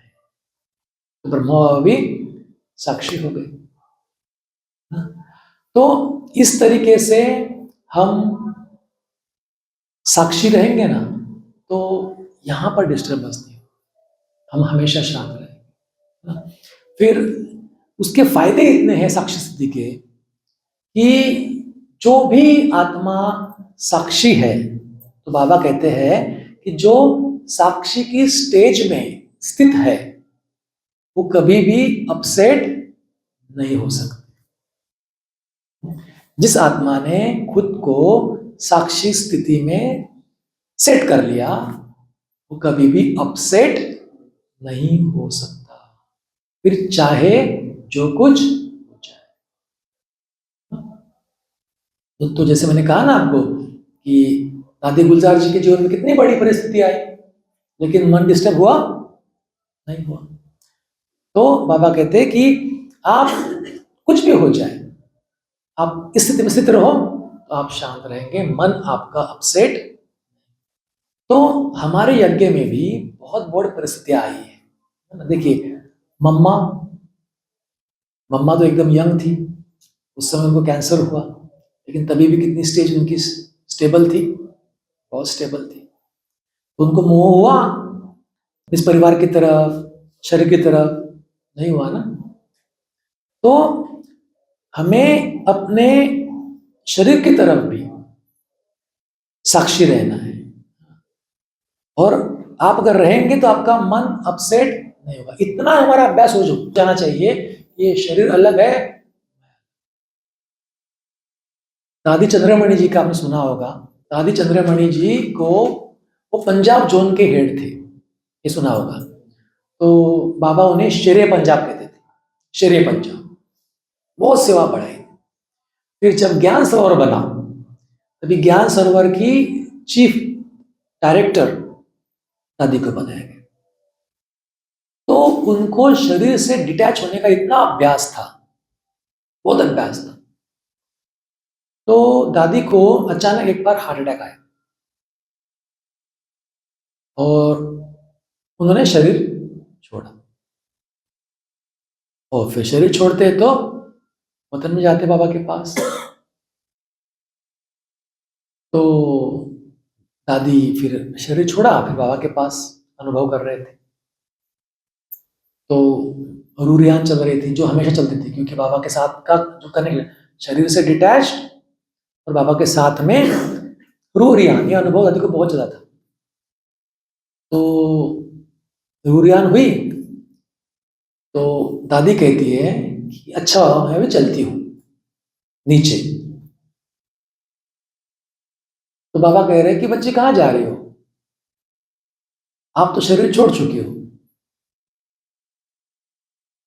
तो अभी दादी को मालूम पड़ा कि मैंने शरीर छोड़ा, तब तक मालूम ही नहीं था। ये क्यों हुआ, इतना प्रैक्टिस, इतने डिटैच, इतनी प्रैक्टिस कि रोज अगर हम कर रहे हो कि मैं शरीर से डिटैच हूं, बाबा के पास हूं, ये शरीर से अलग हूं, रोज प्रैक्टिस कर रहे हैं, तो एक दिन प्रैक्टिस करते करते शरीर छूट गया, तो पता ही नहीं पड़ा कि प्रैक्टिस क्या है और सच क्या है। तो ऐसी स्टेज हमारी होनी चाहिए, तभी हमारी बाप समान स्थिति बने। हाँ, तो शरीर का कोई कर्म भोग आए, कोई परिस्थिति आए, तो मन अपसेट नहीं होगा, हम स्टेबल रहेंगे, शांत।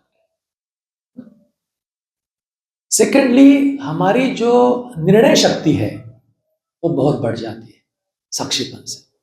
अगर हम किसी भी चीज में इन्वॉल्व है ना, तो यहाँ हलचल होती है, यहाँ बहुत हलचल होती है। आप देखते रहेंगे कि आजकल बहुत लोग शेयर मार्केट में अपना पैसा लगाते हैं। तो अगर एक बार क्या होता है, कहाँ युद्ध छिड़ गया, शेयर मार्केट नीचे गिर जाता है, उनके पैसे एकदम कम हो जाते हैं।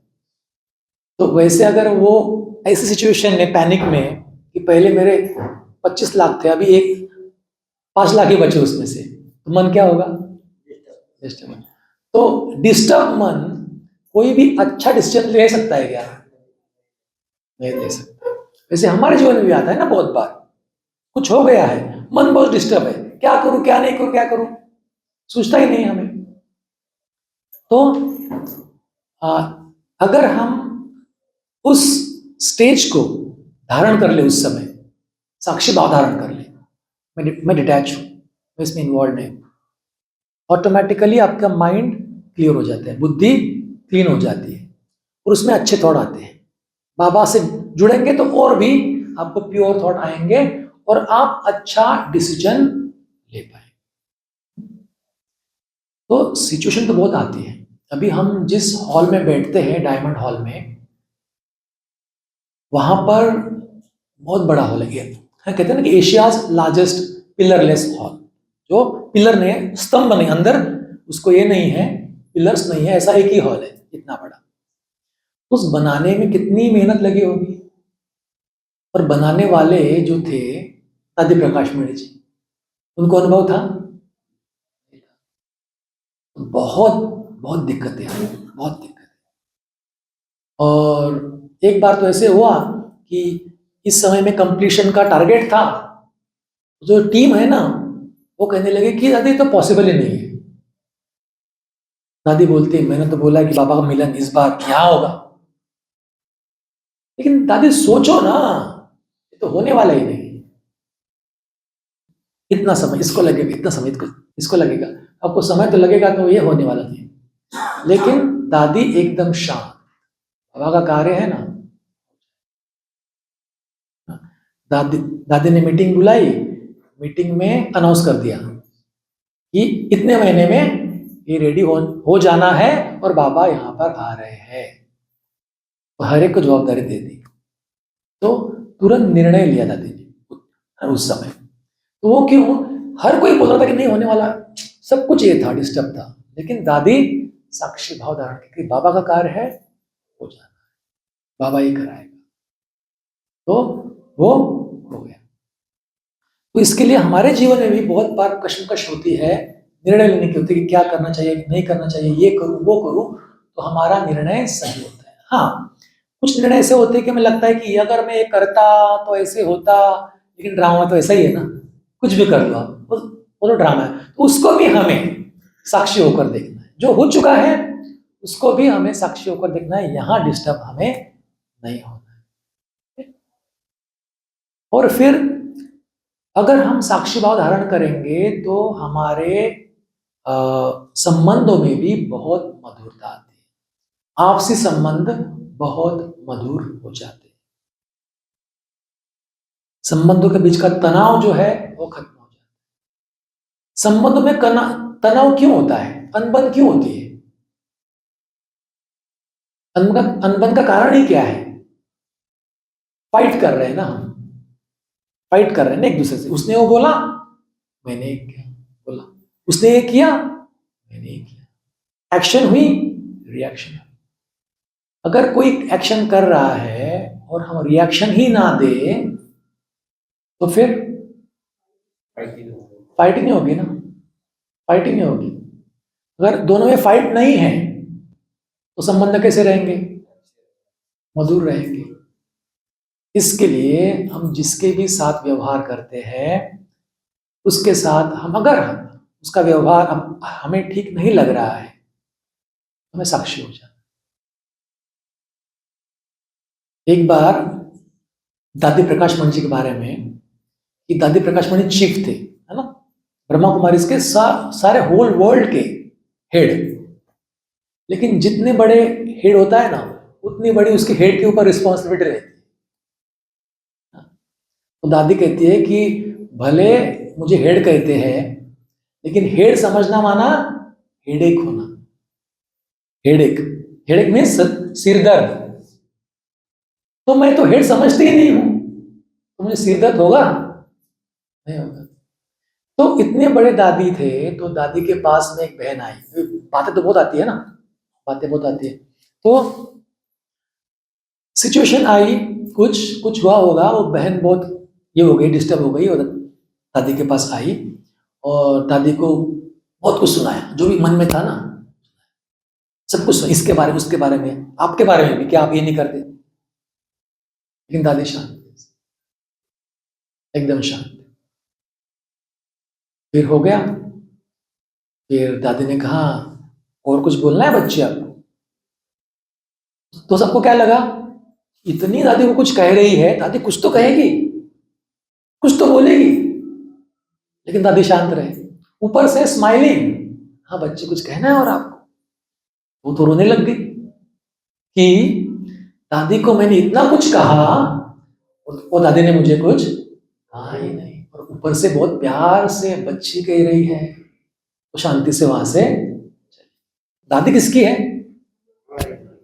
तो हमारी दादी कर सकती है, हम नहीं कर सकते क्या? तो अभी क्या करेंगे हम? फॉलो करेंगे। कोई कुछ कर रहा है ना, आप शांति से बैठ, शांत हो जाओ। शांत बैठेंगे, वो भी शांत हो ही जाना है। बस आप करके तो देखो, करके देखो। आप बोलते कि वो होता ही नहीं शांत, लेकिन आप भी नहीं शांत होते ना। आप शांत रहकर देखो, आप साक्षी बनकर देखो, फिर देखना क्या मैजिक होती है। वो शांत उसको हो ही जाना है, वैसे रह नहीं सकता। बाबा ने एक मुरली में कहा है कि सपोज कोई स्टेज पर डांस कर रहा है और सामने कुछ लोग बैठे हैं, वो डांस कर रहा है जोश से, और बाद में वो आत्माएं जो वो सामने बैठी थी वो चली गई, तो वो कितने समय तक डांस कर पाएगा? देखने को ही नहीं गई, देखने को ही नहीं है, तो कितने समय तक कर पाएगा वो डांस? स्टॉप कर देगा। तो वैसे हमें क्या करना है, हमें स्टॉप कर देना है, यहाँ देखना है ना, उसके प्रति रिएक्शन नहीं देनी है, शांत हो जाना है, बस देखना है। अपने आप ही उसका जो भी डांस चल रहा है ना, क्रोध का जो भी बोलने वाला, वो शांत।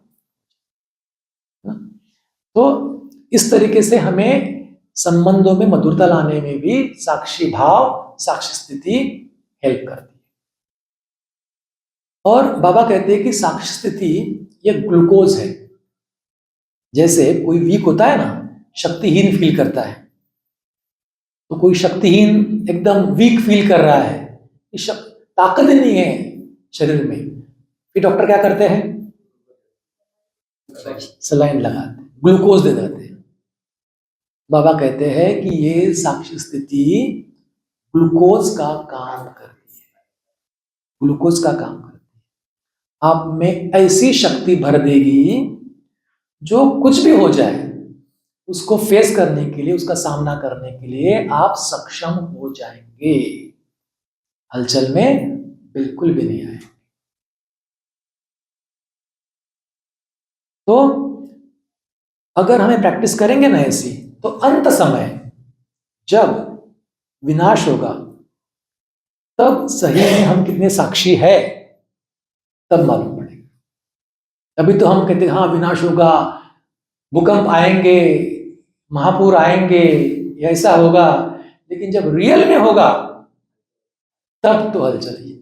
अभी थोड़ा हो जाए ना कुछ तो हिल जाते हैं, और तभी तो पूरी दुनिया हिलेगी, तभी तो हिलना ही है।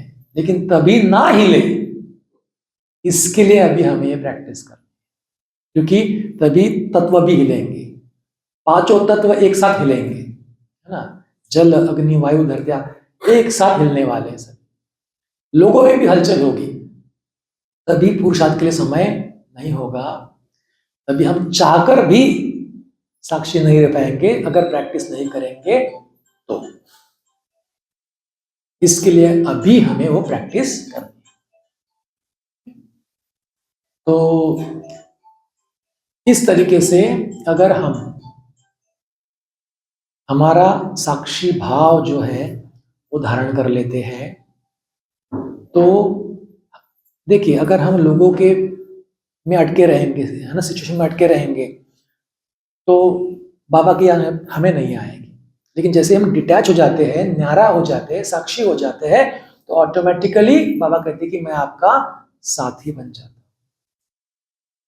तो अभी हम बाद में वो साथी का देखने वाले हैं, ठीक है, कि कैसे हम सारथी स्थिति बनाते हैं, साक्षी स्थिति बनाते हैं, तो बाबा हमारा साथी बनता है और हमारा सारथी भी बनता है, जैसे ब्रह्मा बाबा का बना। ठीक है, तो हम अगले से देखेंगे।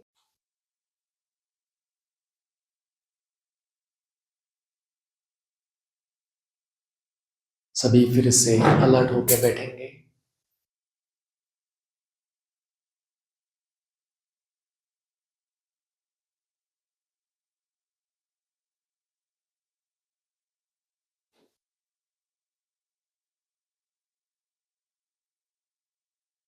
अपने आप को देखिए,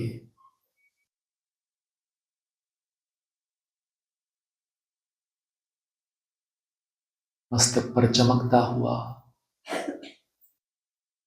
एक स्टार, एक सितारा,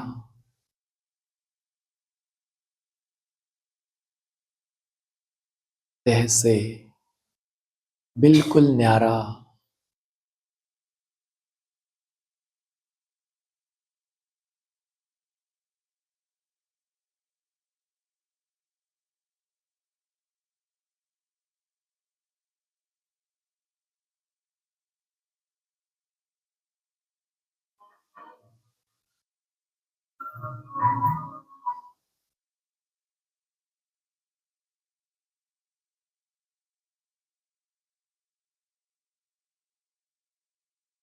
अपने मन में जो भी संकल्प चल रहे हैं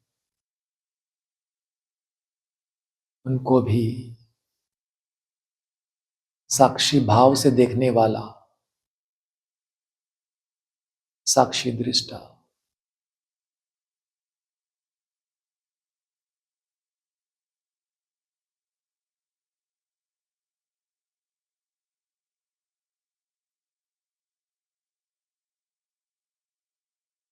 संकल्प आ रहे हैं, जा रहे हैं,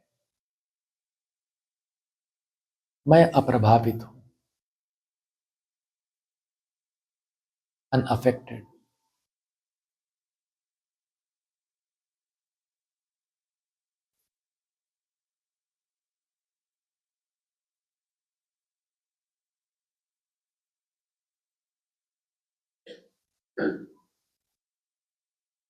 मन ऑटोमेटिकली शांत होते जा रहा है।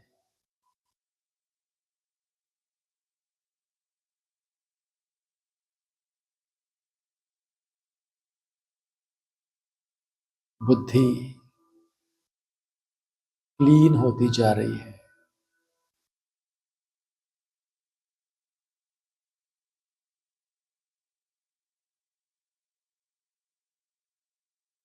अब अपने पार्ट को साक्षी होकर देखे,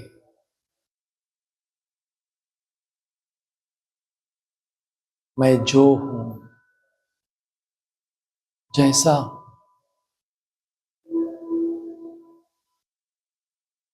जिस स्थान पर हूं,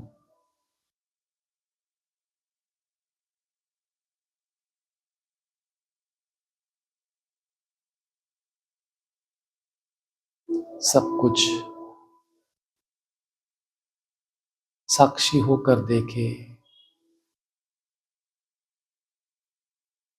ड्रामा में यही पाठ नोंदा हुआ है।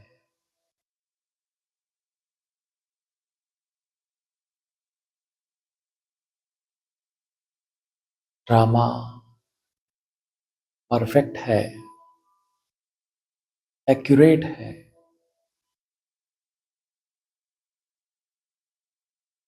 मेरा पार्ट भी इस ड्रामा के अनुसार ही है।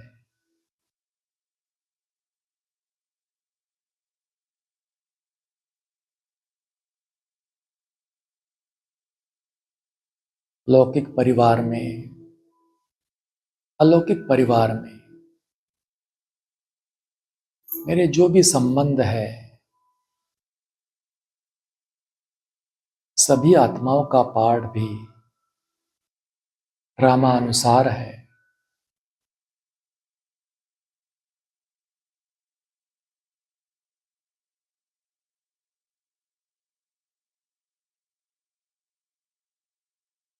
कोई इंटरफेरेंस नहीं।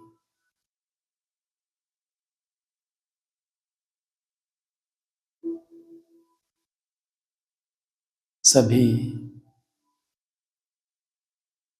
ड्रामा के अनुसार उनको जो स्क्रिप्ट मिली हुई है उसी अनुसार ही अपना रोल निभा रहे हैं।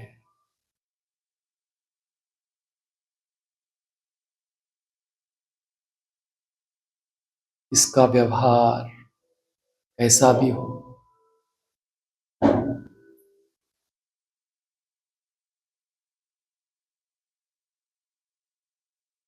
मैं उसे साक्षी होकर देखता हूं।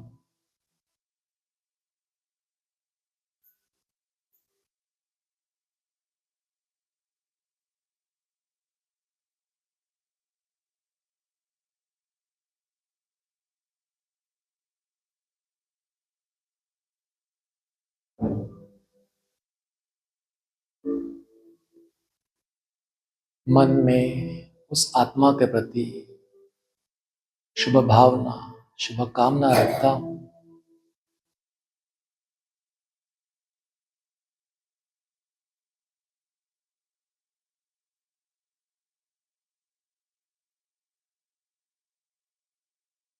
अगर अपने जीवन में ऐसी कोई आत्मा हो, उसको सामने लाए जिसका व्यवहार आपको डिस्टर्ब करता है,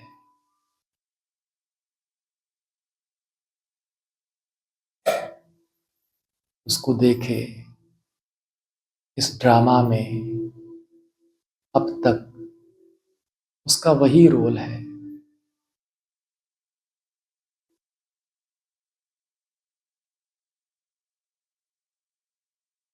वह ड्रामा के अनुसार ही अपना रोल प्ले कर रहा है।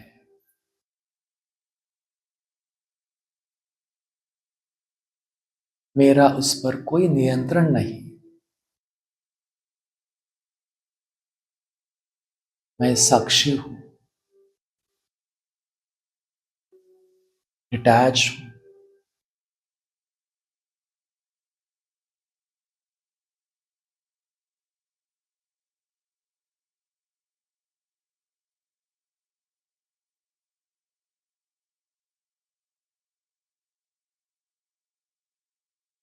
उसके व्यवहार से अप्रभावित हूं।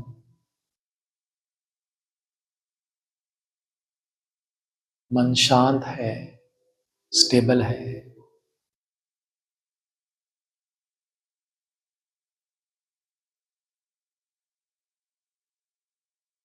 उस आत्मा के प्रति मन में शुभ भावना, शुभ कामना रखें।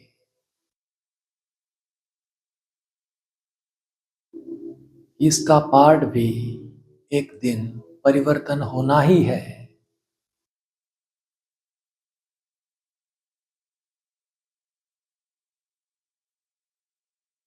मुझे बस साक्षी होकर देखना है। हमेशा शुभ भावना रखनी है।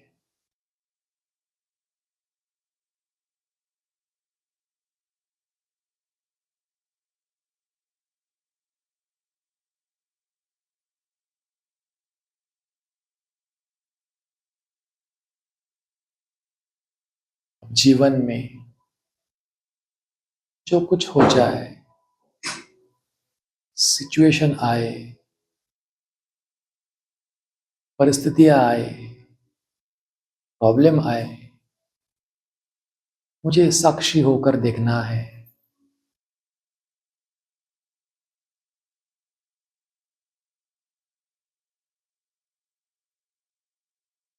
सब कुछ ड्रामा अनुसार हो रहा है और ड्रामा कल्याणकारी है।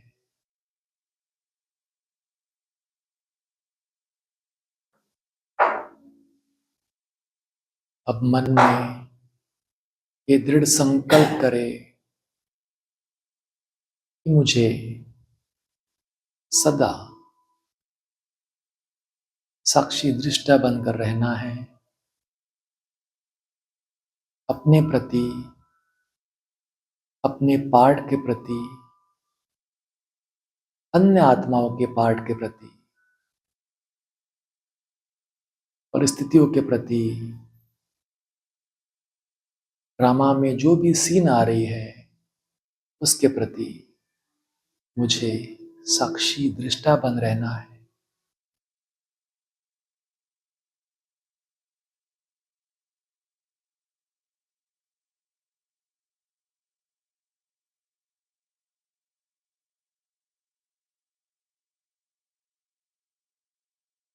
ओम शांति।